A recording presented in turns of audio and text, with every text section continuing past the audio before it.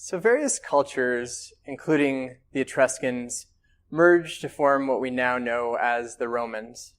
But what about the area we know as Rome?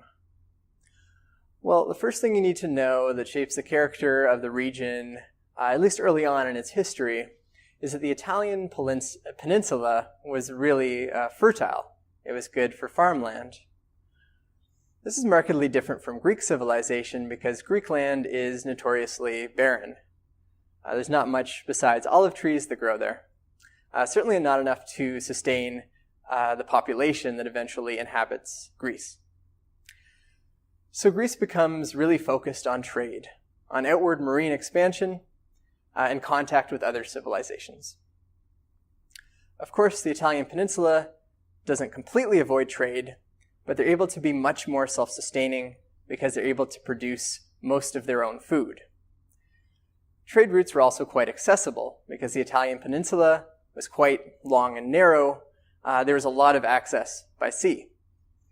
Rome, the city itself, was on the Tiber River, which could be easily accessed for navigation. So it's a great location in a number of ways. And in addition to that, Rome is of course famously located on 7 hills. So it's really easily defensible. You can see what's coming, and you can set up fortifications. So then for all of these reasons, this becomes the area that births the new civilization, the Romans.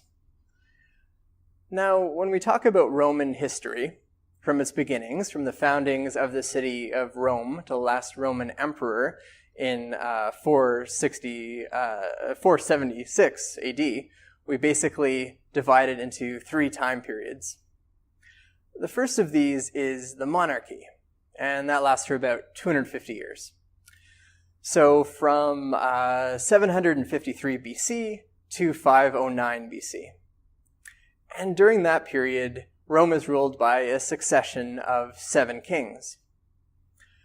We then have the Republic, and that lasts about 500 years.